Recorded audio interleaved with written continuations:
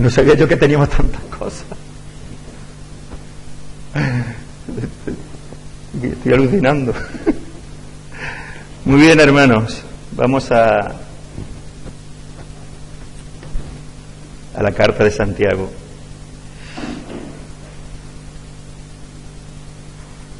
Cuando terminemos de compartir Santiago lo voy a echar de menos y todo, ya verás.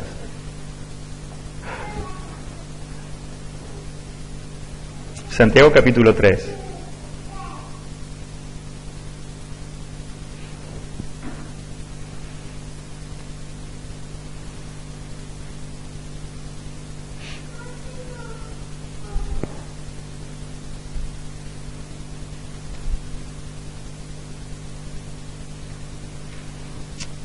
Estamos viendo, hermanos, versículos desde el 13 hasta el 18.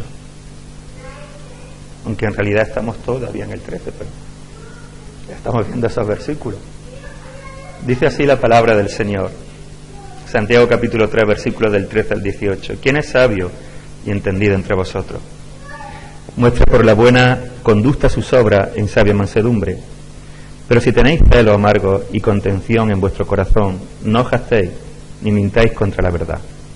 Porque esta sabiduría no es la que desciende de lo alto, sino terrenal, animal, diabólica. Porque donde hay celo y contención, allí hay perturbación y toda obra perversa. Pero la sabiduría que es de lo alto es primeramente pura, después pacífica, amable, benigna, llena de misericordia y de buenos frutos, sin incertidumbre ni hipocresía, y el fruto de justicia se siembra en paz para aquellos que hacen la paz.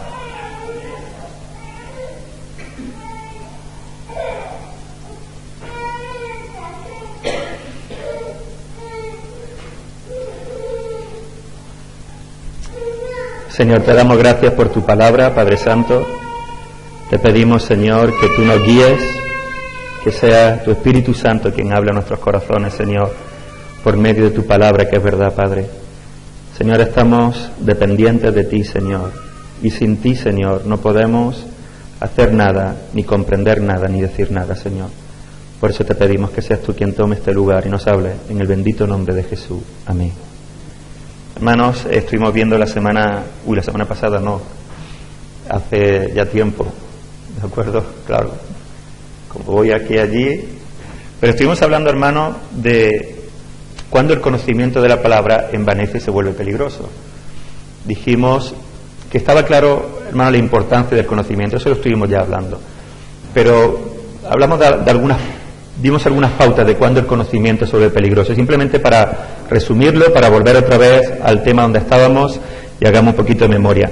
Dijimos que cuando tenemos un interés puramente teórico y académico en la verdad y el conocimiento, y convertir este último en un fin en sí mismo, eso es un conocimiento que se vuelve peligroso y que envanece.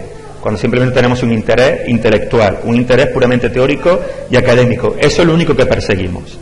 También cuando tenemos un interés por el conocimiento de la palabra con el único propósito de saber responder al no creyente y dejarles con la boca cerrada, cuando lo que queremos es cerrar bocas, hermanos, no llevar el Evangelio a aquellos que necesitan de Cristo, sino simplemente mostrarles cuán equivocados están y simplemente que no sepan respondernos. También dijimos que se vuelve peligroso cuando tenemos un interés en el conocimiento de la palabra con el único propósito de sentirnos superiores a los demás y presumir de ello. Cuando queremos hacer notorio nuestra sabiduría y cuando queremos que los demás vean todo lo que sabemos. También cuando tenemos un interés en el conocimiento de la palabra con el único propósito de obtener relevancia y lugares de importancia en la iglesia o denominación. Cuando el conocimiento se vuelve un arma a favor nuestra o lo usamos, hermanos, para poder sentirnos importantes dentro de la iglesia o de la denominación a la cual pertenezcamos. Y dijimos también, hermanos, que cuando tenemos un interés en el conocimiento de la palabra con el único propósito de tener un grupo de seguidores, cuando lo que queremos, hermanos, es influenciar sobre un determinado grupo o tener personas que nos valoren en el sentido mal, es decir, personas que estén detrás de nosotros, personas que se crean, que al final sean dependientes de lo que nosotros decimos y que estén cada 2 por 3 necesitando nuestra opinión o nuestro consejo o nuestra palabra, hermanos, porque es importante que aquí hay una línea muy fina que no podemos pasar, hermanos. Es importante, hermanos, que las personas busquen consejo de los hijos de Dios, porque qué mejor consejo que aquel que viene de parte del Señor. Pero se puede convertir en enfermizo cuando una persona depende absolutamente de otra persona, hermano. Eso ya es un peligro, eso es enfermizo, y ahí tenemos que tener mucha sabiduría de parte del Señor. Y cuando buscamos el conocimiento para eso, para tener un grupo de seguidores o personas que dependan de nosotros, eso, hermano, es un peligro. Ya sé que voy muy rápido, pero era solo un resumen. Era solo para resumir lo que estuvimos viendo este tiempo atrás, ¿de acuerdo? Y nos quedamos aquí, hermanos. No olvidemos que Santiago dice que hay un conocimiento que viene del cielo, pero que hay otro conocimiento terrenal. Y por eso él pregunta, ¿quién es sabio entendido entre vosotros? Y todo está, hermanos, ligado con lo que Santiago está escribiendo.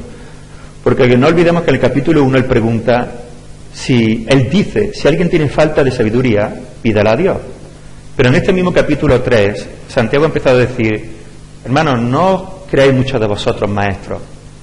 Y sigue, es el mismo contexto en el cual Pablo está, porque aquellos que se creían maestros o se decían maestros, desde luego tenían que aparentar o mostrar esa sabiduría, o teniéndola, hermanos, mostrarla a los demás, ¿no? Lo que vamos a estar viendo en esta mañana, hermanos, es las características de ese falso conocimiento, porque aun cuando lo que conocemos la palabra de Dios es por los motivos que hemos resumido antes, hermanos, en definitiva eso es un falso conocimiento. Porque el conocimiento que viene del cielo tiene que producir algo.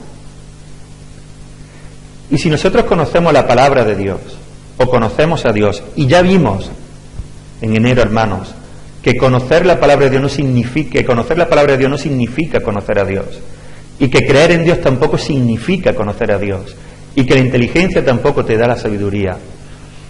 Tenemos que ver, hermanos, las características de ese falso conocimiento, porque aunque yo conozca la palabra de Dios y la conozca perfectamente, si no da el fruto que tiene que dar, hermano, en realidad ese conocimiento es un conocimiento falso, es un conocimiento sin vida, es un conocimiento sin propósito, es un conocimiento que no conduce a nada ni produce nada. Por eso Santiago hace esa pregunta: ¿quién es sabio entendido entre vosotros? Porque muchos de vosotros os decís maestros, y otros muchos de vosotros queréis ser maestros. Pero ¿dónde está la verdadera sabiduría? ¿Cuál es la verdadera sabiduría? Hoy, hermano, vamos a estar viendo las características de ese falso conocimiento que hemos, vuelvo a repetir, resumido antes. Y simplemente de pasada, para que lo recordemos, solamente porque ya estuvimos hablando, esa primera característica, hermanos, es el envanecimiento. ¿Os acordáis cuando estuvimos viendo lo que Pablo dice en 1 de Corintios, capítulo 8:1? Lo estuvimos ya viendo. ¿Os acordáis de aquellos que decían que no pasaba nada por comer la carne? Porque realmente los ídolos no son nada, no existen. Solamente hay un Dios verdadero, que es Jehová de los ejércitos. Todos los demás son obras de manos de hombres. Son dioses falsos, no existen. Por lo tanto, si se le sacrifica la carne a un Dios falso, es sacrificar la carne a nada, a castillo en el aire. Por lo tanto, no hay problema en comer la carne sacrificada. Eso decían los que habían adquirido y alcanzado ese conocimiento. Y Pablo dice, todos tenemos conocimiento, pero el conocimiento envanece, más el amor edifica. O no sé si se usa ese término u otro. Hermano, el conocimiento falso lo primero que hace envanecer, y esto vamos a ver rápido porque yo lo digo. Acordaros, ¿cuál era el problema? Que aquellos que habían alcanzado este conocimiento miraban con desprecio a aquellos que aún, en su conciencia débil, que dice Pablo, veían un problema en comer lo sacrificado a los ídolos. Ellos no pensaban que estaban pecando cuando comían lo sacrificado a los ídolos. Los otros habían llegado al conocimiento de que no era así, porque los ídolos no son nada. Pero el problema era que menospreciaban a su hermano, que aún estaban, hermanos, atados a eso. Y eso es el producto del falso conocimiento. Fíjate qué curioso. Su argumento es cierto, es así. Comer de lo sacrificado no tiene importancia, porque los ídolos son nada. Eso es correcto, es cierto. Pero ¿qué produce ese conocimiento? Envanecimiento. Porque mira con desprecio a su hermano que no lo ve igual. No que no lo vea igual, sino que está equivocado y su conciencia es débil. Por lo tanto, termina siendo un falso conocimiento en lo que produce en la persona. Así que, hermano, una de las primeras características de ese falso conocimiento es el envanecimiento. Nos sentimos, perdón hermano, nos sentimos superior a los demás, menospreciamos al hermano. La opinión del hermano no tiene interés porque todavía no ha alcanzado ese conocimiento que ya tenía que haber alcanzado. Es como cuando nosotros, Pablo dice, mirad, el apóstol Pablo dice, vosotros teniendo que comer ya carne sólida, aún necesitáis la leche espiritual. Pero Pablo no está menospreciando al hermano por eso, lo que está haciendo es pegarle un tirón de oreja. Lo que le está diciendo es, vosotros tenéis que espabilar ya, a esta altura, con el tiempo que ya lleváis en la iglesia, con el conocimiento que ya tenéis del Señor, con el camino que lleváis andado en el camino de la santificación, ya tendríais que estar comiendo carne sólida y no todavía estar con los rudimentos espirituales, con la leche espiritual. Pero Pablo no está menospreciando a los hermanos por eso.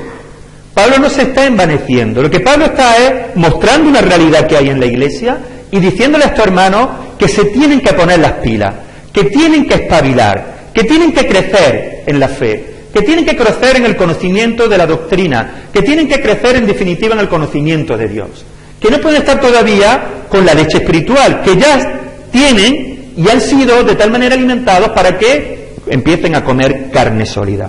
Es decir, a entender y a digerir cosas más profundas con respecto al Evangelio de Cristo. Pero no los menosprecia.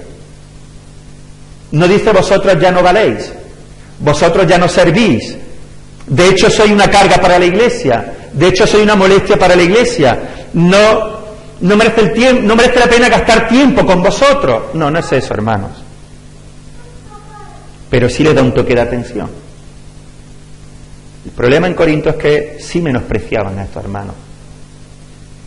Y prácticamente aquellos que aún tenían problema con la carne sacrificada eran un estorbo, eran un lastre que la iglesia tenía que tirar de ellos. Eso, hermanos, es característica de un falso conocimiento. Cuando nuestro corazón se envanece, cuando pensamos que no merece la pena gastar tiempo con el hermano, no con el hermano que no quiere, que vive en pecado, que no se arrepiente y que es de mal testimonio, hermanos, con esa persona llega un punto donde no merece la pena gastar más tiempo. Son con aquellos que aún están con la leche espiritual, pero que aman al Señor, que son hombres y mujeres que aman a la iglesia, que aman al Señor, que tienen buen testimonio, pero que necesitan espabilar. Es muy diferente, hermanos. Así que la primera característica, hermanos, es el envanecimiento. Otra de las características, hermanos, es la ignorancia. Parece, hermanos, increíble que el conocimiento produzca ignorancia. ¿Cómo es eso? El falso conocimiento. ¿En qué sentido, hermano? En el siguiente, en que este falso conocimiento que nosotros adquirimos, o este conocimiento que cuando no produce lo que tiene que producir, en definitiva se convierte en un conocimiento falso, hace que pensemos que todo lo que nosotros sabemos sobre un tema determinado es todo lo que se puede saber sobre ese tema. Y eso, hermanos, nos hace ignorantes. Nosotros pensamos que todo, es decir, hablamos por ejemplo de los dones espirituales. Y pienso que todo lo que yo sé de los dones espirituales es todo lo que hay acerca de los dones espirituales. Y eso es un gran peligro. Y me vuelvo un ignorante. El ejemplo muy claro donde podemos ver esto, hermanos, es con los amigos de Job. Porque cuando nosotros pensamos que lo sabemos todo sobre un determinado tema y que ya no hay nada más que hablar acerca de ese tema, primero es que tenemos una visión muy corta, segundo es que pensamos que somos las personas más capacitadas para hablar de ese tema, tercero, juzgamos a las demás personas a razón del propio conocimiento que nosotros tenemos sobre ese determinado tema. Nos sentimos, repito, los más capacitados e importantes para opinar y para sentar bases sobre un tema que pensamos que es todo lo que puede saberse acerca de él. Mirad,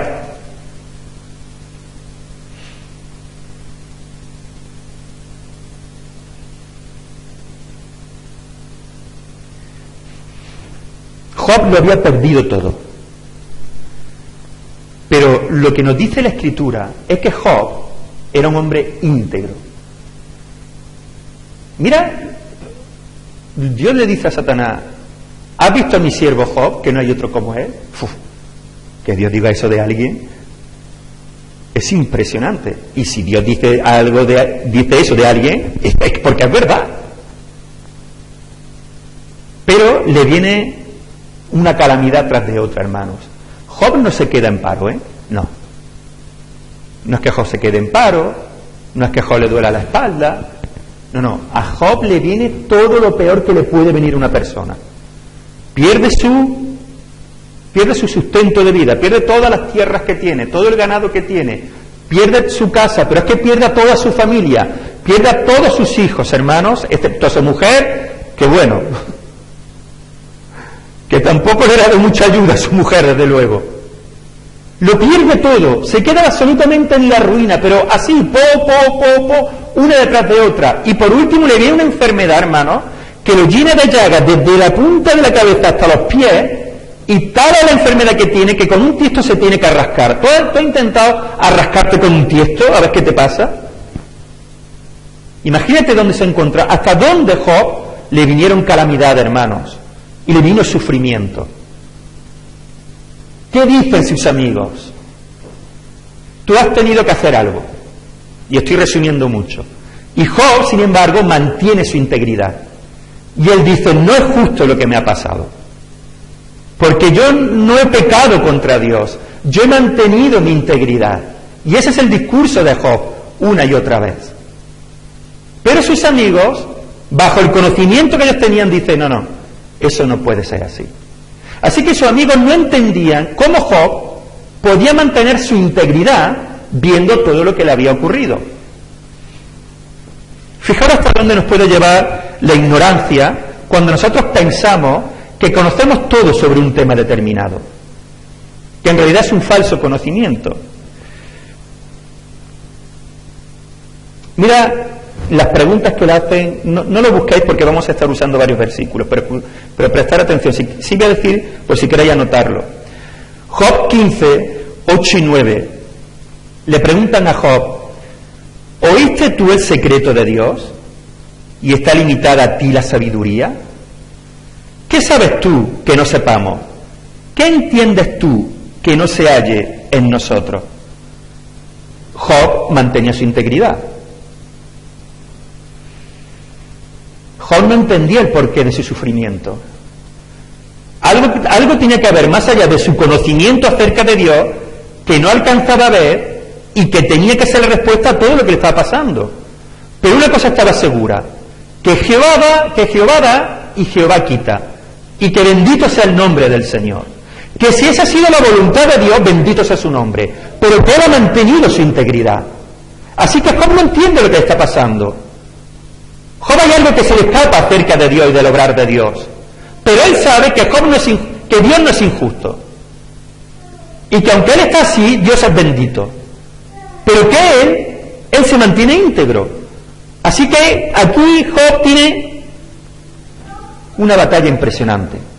Pero mira sus amigos, los que le responden: ¿acaso lo que tú sabes no lo sabemos nosotros? ¿Veis? ¿Acaso lo que tú crees acerca de Dios y cómo obra Dios con los impíos no lo sabemos nosotros también? ¿Qué sabes tú que nosotros no sepamos? ¿Es que eres tú más sabio que nosotros con respecto a este tema? Eso le están preguntando los amigos de Job. Porque está claro, Job, mírate, está claro lo que te pasa. ¿Qué sabes tú que nosotros no sepamos?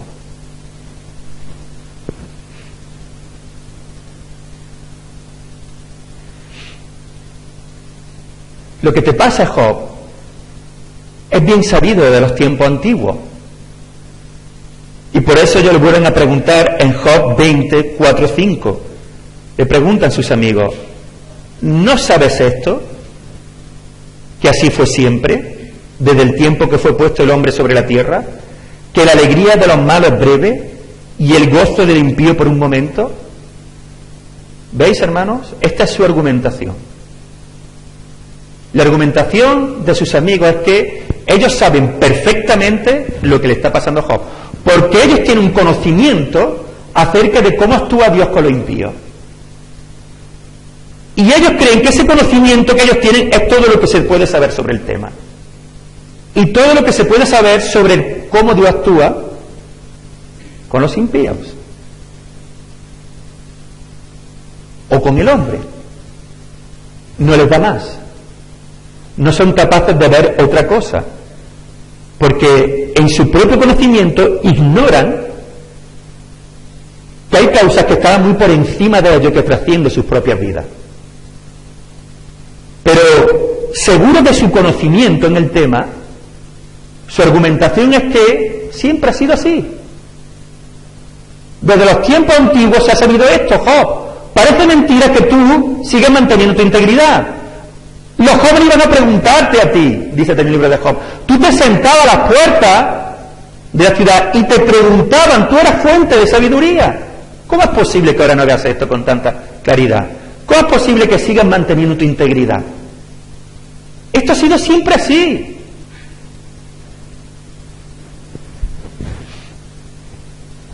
Y en base a esos argumentos que ellos tienen, a su propia seguridad, en su propio conocimiento, hermanos, a ese creer que ya lo saben todo sobre cómo Dios actúa, llegan a una conclusión y juzgan terriblemente a Job.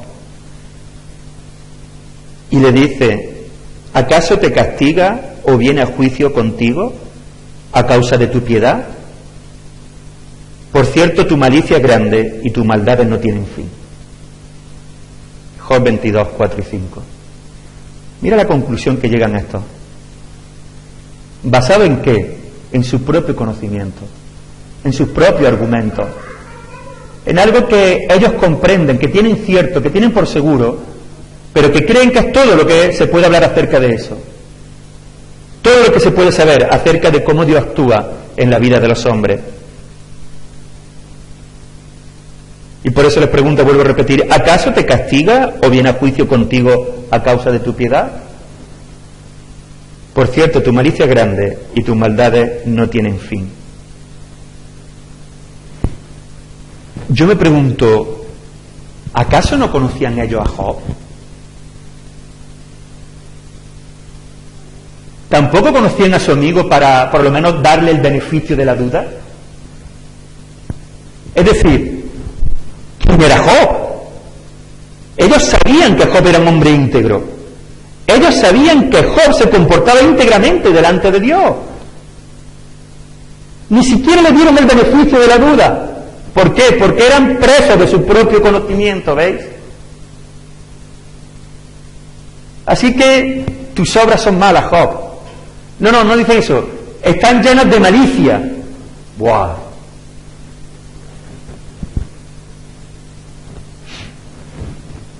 Hermano, es lo mismo que si nosotros o alguien de aquí, según todo este movimiento neopentecostal que hay, hubiéramos pensado, hermano, que cuando le diagnosticaron enfermedad a Pedro, cuando le diagnosticaron enfermedad a Elizabeth, es que sus vidas están llenas de maldad, porque por eso le ha venido la enfermedad. Como se predica, hermano, de muchas iglesias neopentecostales que también predica el decláralo y el para acá y el para allá. ¿Por qué? Porque pensamos que ese es todo el conocimiento que tenemos. Ese es el obrar de Dios. Así que cualquiera de nosotros que caiga enfermo, hermano, cualquiera de vosotros que caiga enfermo, cualquiera de nosotros que pase por enfermedad, podemos decir perfectamente sobre la base de ese conocimiento y esa argumentación que nuestras maldades no tienen fin. Y que por eso nos ha sobrevenido el sufrimiento. Que por eso nos ha sobrevenido la calamidad. Eso era todo lo que ellos alcanzaban a saber, hermanos. Era todo lo que alcanzaban a ver los amigos de Job. Hasta ahí llegaba su conocimiento del por qué de pronto un hombre íntegro como Job le sobrevenía tantos males. Eran incapaces de vislumbrar que hubiera otras razones muy por encima de ellos y muy por encima de su argumento. Porque no sabían cómo explicar. Primero, no sabían cómo entender aquello y tampoco sabían cómo explicarlo y cómo asimilarlo. Estaban seguros de su argumento y no podía ser de otra manera. Pero ¿cuál es la gran sorpresa de ello, hermanos? ¿Cuál es el gran cataclum de estos tres? Cuando Dios dice en Job 42:7, Dios dice: y aconteció que después que habló Jehová estas palabras a Job, cuando Dios le responde a Job en un torbellino, porque Job ya empieza a decir ¿y por qué? Y entonces Dios le dice: ¿dónde estabas tú cuando yo fundaba la tierra? ¡Puf! Y claro, cuando Dios te pregunta eso, hermano, es que lo mejor que puedes hacer es callarte y no abrir la boca hasta que Dios te diga: respóndeme. Por eso Job dice ahí en esa conversación tan impresionante, que para mí es uno de los capítulos más hermosos que hay en la palabra, aunque toda la palabra es hermosa, pero ese capítulo es poderoso. Job dice: yo hablaba de lo que no sabía, pero ahora callaré otra vez y te escucharé a ti, Señor. Y mira lo que dice Dios: y aconteció que después que habló Jehová estas palabras a Job, Jehová dijo a Elifaz temanita: mi ira se encendió contra ti y tus dos compañeros, porque no habéis hablado de mí lo recto contra mi siervo Job. Y le faltó decir al Señor: ignorantes, tanto que lo sabíais todo, tanto que le preguntabais a mi siervo: ¿acaso sabes tú más que nosotros? Nosotros también conocemos, en nosotros también está la sabiduría. Si veis el discurso, si veis Job, una y otra vez, tanto Elifaz como Zofar, como... no me acuerdo del otro ahora mismo cuál era. Entonces, hermanos, dice: nosotros también somos sabios, en nosotros también está la sabiduría, Bildad. Nosotros también tenemos años, nuestras canas también puede hablar de ello. Y el Señor les viene a decir: no tenéis ni idea de lo que aquí estaba pasando. Hermanos, porque a veces, hermanos, hermanos, es que Dios obra, hermanos, de manera que nosotros muchas veces no vamos a entender hasta que Él mismo no nos lo explique, hasta que Él mismo no quiera revelárnoslo. Pero pensamos que ya, como llevamos tiempo en el Señor, como conocemos al Señor también, hermanos, pensamos que ya lo conocemos todo, que ya sabemos todo sobre cierto determinado tema, que somos los que sientan cátedra sobre, hermanos, y en los caminos del Señor, hermanos, en la vida espiritual, en este caminar de la mano del Señor, todos seguimos siendo unos aprendices, todos. Que algunos, hermanos, por su edad y por el llamado que el Señor les ha dado, llevan más camino, pero seguimos siendo aprendices, hermanos. Hermano, yo sigo siendo un aprendiz del Señor, que cada día necesito que el Señor me enseñe. Porque no vamos a llegar, hermano, a conocer lo alto, lo profundo, lo ancho del Señor.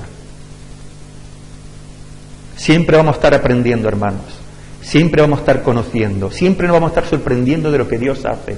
Siempre Dios nos va a revelar cosas, y no estoy hablando de algo diferente a lo que venga la palabra, ojo, no. Pero siempre Dios nos va a decir, y un versículo que hemos visto una y otra vez, Dios nos va a enseñar más cosas todavía sobre ese versículo. Porque, hermano, así son las profundidades de la riqueza de Dios, hermano, en Cristo.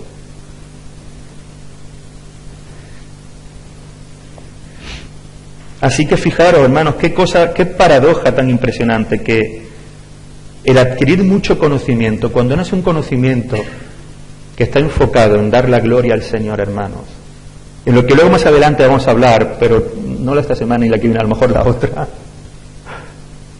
es un falso conocimiento. Que por muchos, hermanos, que nos hayamos metido aquí, lo único que puede revelar en nosotros es ignorancia, como ocurrió con los amigos de Job. ¿Qué seguro estaban? ¿Con qué autoridad hablaban? Siempre ha sido así. Tus caminos están llenos de maldad, Job. ¿Acaso sabes tú más que nosotros? Y Dios les tuvo que decir: sí, ¿saben? No es que sepa más, es que como Él no ore por vosotros, mi ira se va a encender contra vosotros. Porque el siguiente versículo dice que Job fue quien oró por sus amigos, para que Dios, hermanos, no lo juzgara. Así que el falso conocimiento, hermanos, nos trae envanecimiento, nos trae ignorancia. Y nos trae también, hermanos, intransigencia.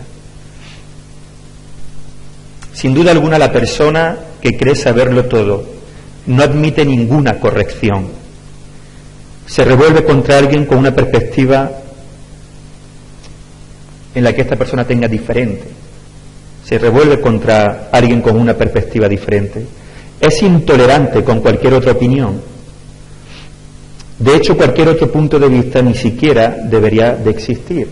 Y en los tiempos en que corremos, hermanos, donde en Internet hay tantas cosas, tantas predicaciones, tanta gente, hermano, enseñando, tanta gente predicando, decimos, bueno, no, es que yo esto lo he visto en Internet. Ya, bueno, ¿y qué? ¿Que porque lo haya visto en Internet es cierto? Porque que yo sepa, toda la Escritura es inspirada por Dios, no todo Internet es inspirado por Dios, sino la Escritura.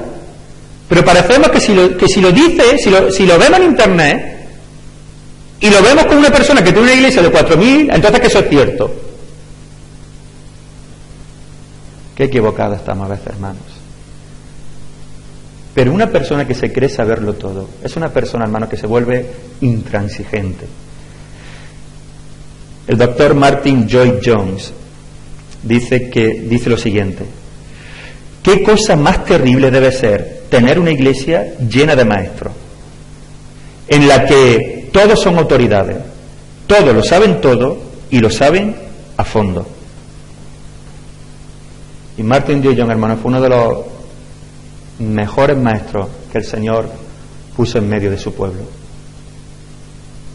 Qué horrible, dice, qué cosa más terrible debe ser tener una iglesia llena de maestros, en la que todos son autoridades, todos lo saben todo y lo saben a fondo. Ahí, hermanos, es imposible seguir aprendiendo, porque ya lo sabemos todo. Mira, hermanos, vivimos la realidad evangélica. Mirad, la realidad evangélica es que si nosotros fuésemos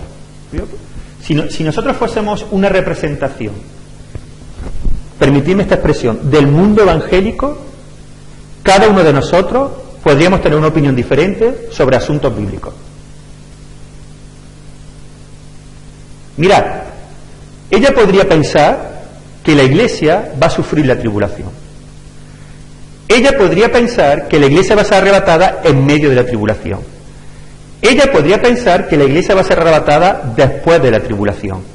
Él podría pensar que la salvación se pierde. Ella podría pensar que la salvación no se pierde. Ella podría pensar que los dones espirituales siguen vigentes. Él podría pensar que los dones espirituales, algunos ya cesaron. Él podría pensar que es lícito divorciarse por causa de adulterio. Ella podría pensar que no te puedes divorciar por causa de adulterio. Y él podría pensar que sí te puedes divorciar, pero lo que no puedes hacer es casarte de nuevo. Y todo esto que acabo de decir, hermano, está hoy vigente en nuestro mundo evangélico. Y más, sin hablaros de los que creen en el milenio, o no milenialista, o posmilenio. Fijaros, hermanos, ¿qué hacemos? Porque todo esto, hermanos, todo esto lo tenemos dentro de nuestro mundo evangélico. El problema, hermanos, no es que nuestra hermana crea que va a pasar la tribulación, que nuestra hermana crea que no la va a pasar, o que nuestra hermana crea que va a pasar solamente, que va a ser arrebatada a mitad de la tribulación. Porque estas cosas, hermanos, si bien, y esto es importante que lo entendamos, si bien yo tengo que estar seguro de lo que creo y argumentarlo bien, a razón de la Biblia, hermano, lo que está claro es que de estas tres solamente una lleva la razón. Claro, porque las tres cosas no pueden pasar. Solamente una ha alcanzado a tener la luz que la palabra del Señor nos ha revelado. Las otras dos no. Pero ¿qué hacemos, hermano? ¿Nos peleamos? ¿Despreciamos a mi hermano? ¿Somos intransigentes? ¿Pensamos que lo que yo creo es la única y absoluta verdad? O tal vez mi hermana puede ser que ella sea la que tenga razón, pero yo estoy seguro de lo mío. Es así, es así, porque solamente hay una. Esta es la complejidad a veces que nos encontramos dentro, pero lo que no puede ser, hermano, es que yo me posicione de tal manera, entenderme cuando digo esto, Yo me tengo que posicionar seguro. Si yo creo que la salvación no se pierde, yo me mantengo ahí. Y me lo tienes que mostrar muy claro, muy claro, muy claro. Me lo tiene que mostrar muy claro el Espíritu Santo para que yo haga así. Muy claro, hermano. ¿De acuerdo? Pero hay un hermano mío, hombre del Señor, mujer del Señor, lleno del Espíritu Santo, con un testimonio claro, que el Señor lo bendice, que piensa que salvación se pierde. Hermano, lo que yo no puedo hacer es pelearme. Lo que yo no puedo hacer es decirle, no, tú no tienes al Señor porque creas eso. Eso sería intransigencia, intolerancia. Ahora bien, hermano, dicho esto, si ella cree que la salvación es por fe, si ella cree que la salvación es por fe, pero tiene que haber arrepentimiento, y si ella cree que la salvación es por obra y por fe, ellas dos están equivocadas y ella tiene razón. Esto no es negociable. Porque la salvación es por fe, pero tiene que haber arrepentimiento. Y punto. No es por solo fe, entendedme cuando digo no es por solo fe. Y evidentemente no es fe más obras. Ahí no es intransigencia, ahí es que tú no tienes luz de Cristo. ¿Veis la diferencia, hermanos? Pero el que se cree saberlo todo, ese falso conocimiento, es intransigente, es intolerante. No da por lo menos la opción de que, si mi hermano ha llegado a esa conclusión, a la luz de la palabra, pues yo lo voy a respetar. Porque ha llegado a otra conclusión diferente a la mía, pero con un corazón sincero y honesto delante del Señor, en una búsqueda de integridad y de humildad. Pero si en esa búsqueda de integridad y de humildad tú crees que la salvación es por fe más obra, entonces yo te digo a ti, sin duda alguna, de que tú no tienes la luz de Cristo. Claro, hermanos. Porque hay cosas que son, pero hay otras cosas, hermanos, con las cuales no podemos transigir nunca. Nunca, hermanos. Un hombre que tiene relaciones con otro hombre, eso es pecado. Y ahí, aunque una sociedad entera nos diga lo contrario, aunque la televisión nos diga lo contrario, aunque las redes sociales nos estén diciendo continuamente lo contrario, aunque nos estén bombardeando una y otra vez, un hombre que tiene relaciones sexuales con un hombre es pecado. Y eso está mal. Y no lo aprueba Dios. Y ahí, hermanos, no nos movemos, ahí somos inflexibles. Y nos dirán intolerantes. No. Yo no voy a matar a una persona por eso. Pero no me pida que trague lo que la palabra de Dios me dice que no. Ahí, hermanos, sí tenemos que ser inflexibles. Ahí tenemos, hermanos, que posicionarnos. Y cuando digo inflexibles, no estoy hablando, hermanos, de no tener misericordia. No. No estoy hablando, hermanos, de no extender nuestro brazo de ayuda, hermanos. No. Estoy hablando de que no nos podemos mover de lo que la Biblia dice.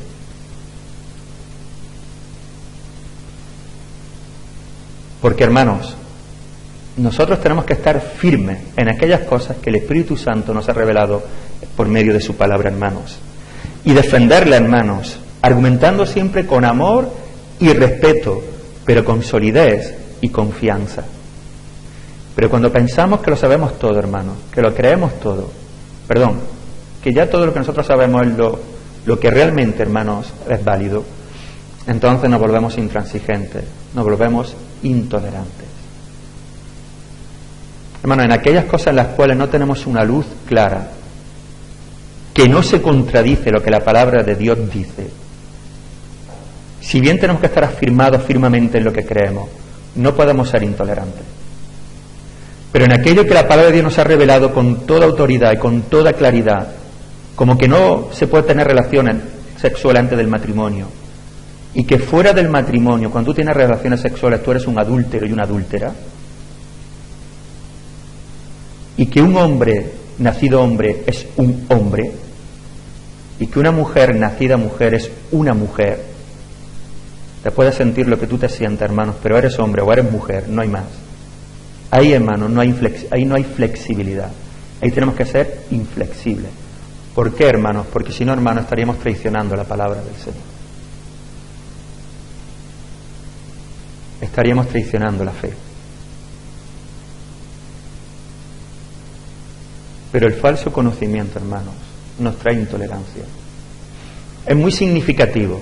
Fijaros, es muy significativo en el tiempo en que estamos viviendo, que aquellos que piensan que tienen un conocimiento superior acerca de la sociedad y que piensan que una sociedad que admite y que ve bien que un hombre, puede ser mujer, puede hacer lo que sienta y quiera, y que un hombre puede estar con un hombre y que una mujer puede estar con una mujer, sean más intolerantes a aquellos que no pensamos lo mismo. Es curioso, porque cuando tú le dices yo no estoy de acuerdo, te llaman intolerante, pero tú te piden que seas tolerante con lo que ellos opinan. Si tú puedes opinar lo que tú quieras, si tú quieres opinar que tú te sientes un batracio, pues muy bien. Si te quieres sentir un pelícano, muy bien, pero no me pidas que yo tenga que verlo como tú lo ves. Y que por el hecho de que yo te diga que eso no es así, me tacha a mí de intolerante. ¿Ves cómo ese falso conocimiento nos vuelve intolerantes, hermanos? Nos vuelve intransigentes.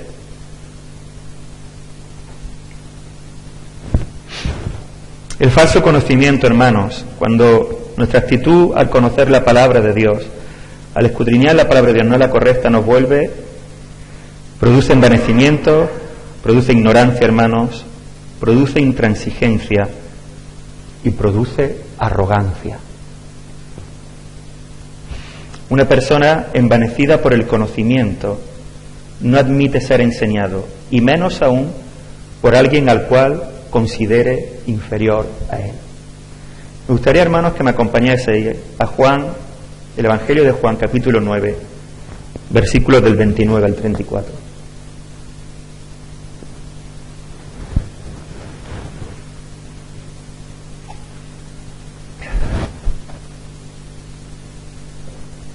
Juan 9, del 29 al 34. Si alguien lo puede leer en voz alta y clara.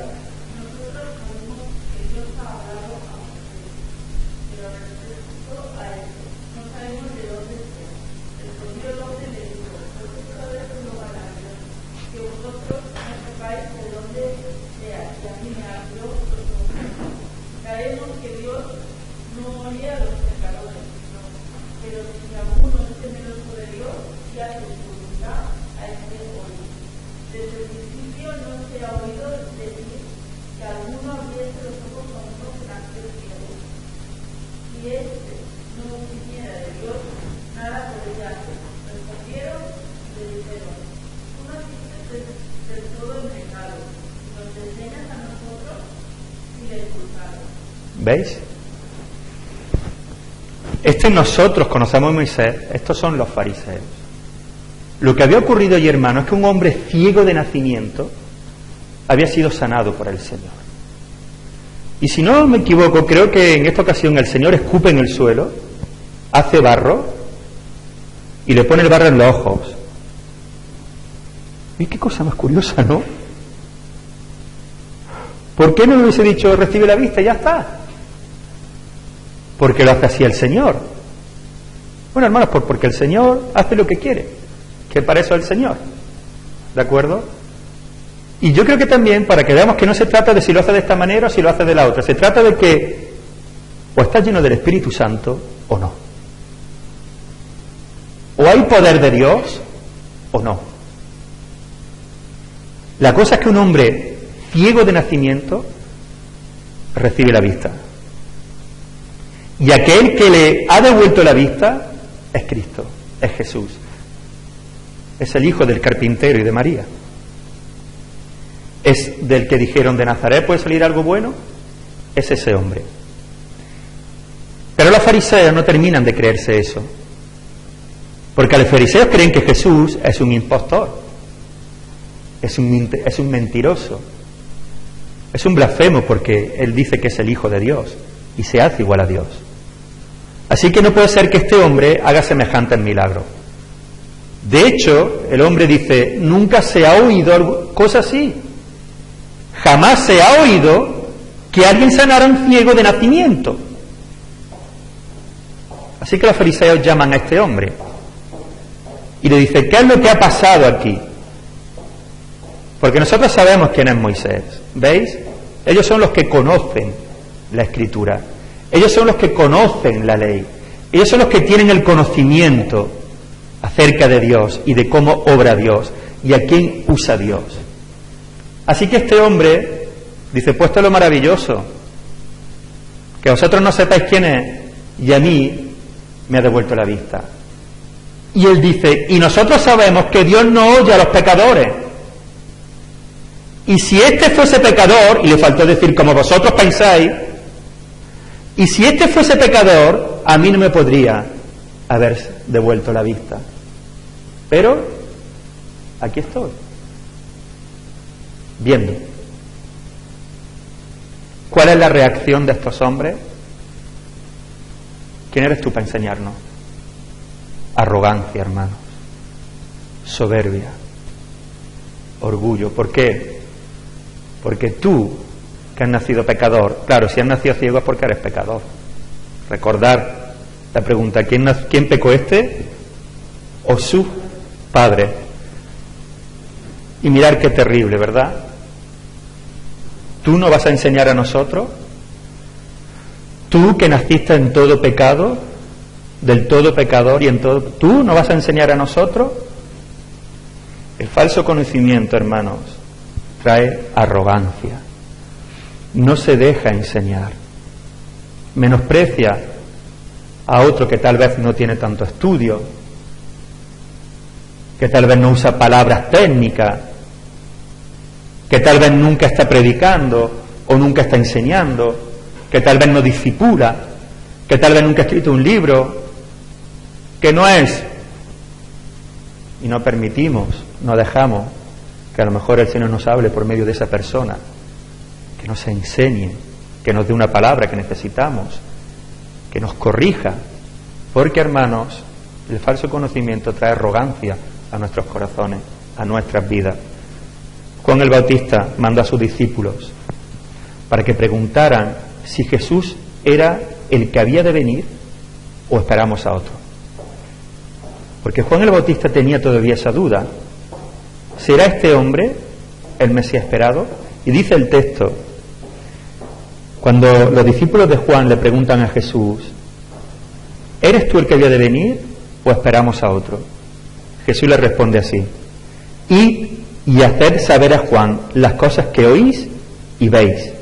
Los ciegos ven, los cojos andan, los leprosos son limpiados, los sordos oyen, los muertos son resucitados y a los pobres es anunciado el Evangelio.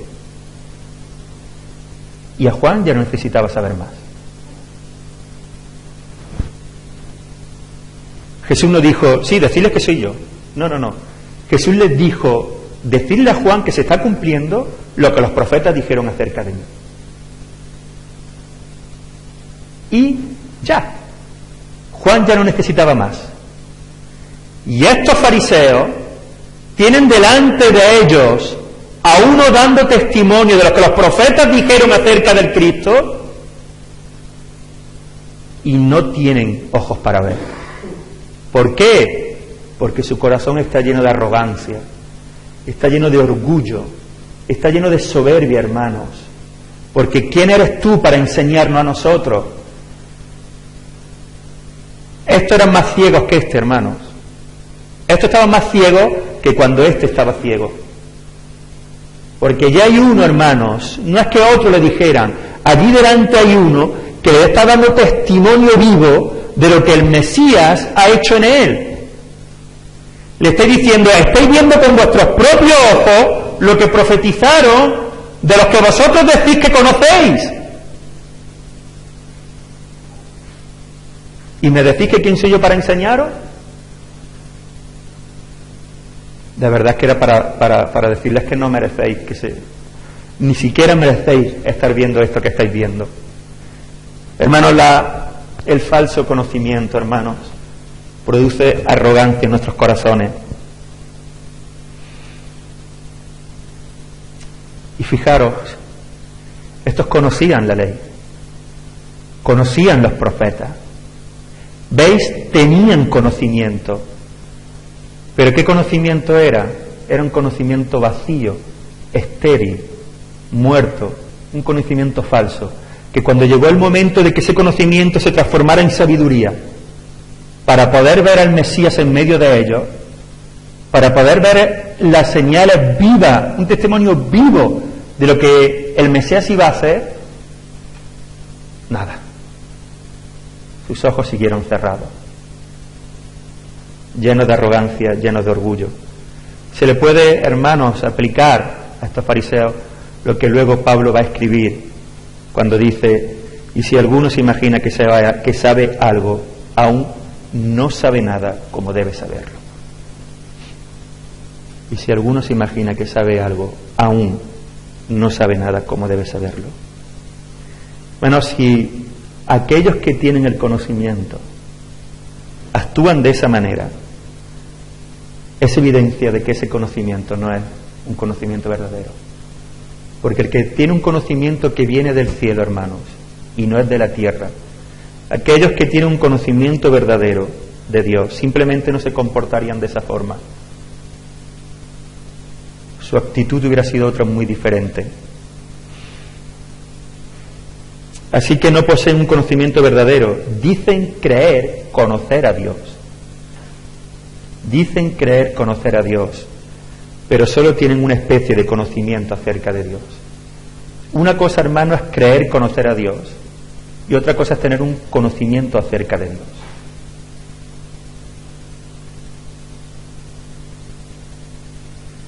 Una cosa es conocer a Dios, otra cosa es creer conocer a Dios o tener un conocimiento acerca de Dios. Yo puedo tener un conocimiento acerca de Dios y no conocer a Dios. Yo puedo creer conocer a Dios y no conocer a Dios, hermano. Y tiene que ver mucho con el fruto que ese conocimiento produce en mi vida. Así que, hermanos, para resumir, un falso conocimiento, hermanos, produce envanecimiento, produce ignorancia, hermanos, produce intransigencia y produce arrogancia. ¿Cuál es el camino del conocimiento que llega hasta la sabiduría? ¿De qué manera el conocimiento adquirido se transforma en sabiduría, se vuelve sabiduría? Pues sabiamente por el tiempo, cuando nos volvamos a ver, si Dios quiere. No olvidemos, hermanos, que todo conocimiento que envanece, que es intransigente, que trae ignorancia y que trae arrogancia, es solo falso conocimiento. Que el Señor nos dé mucha sabiduría, hermanos, y nos libre de ello. Que el Señor nos bendiga.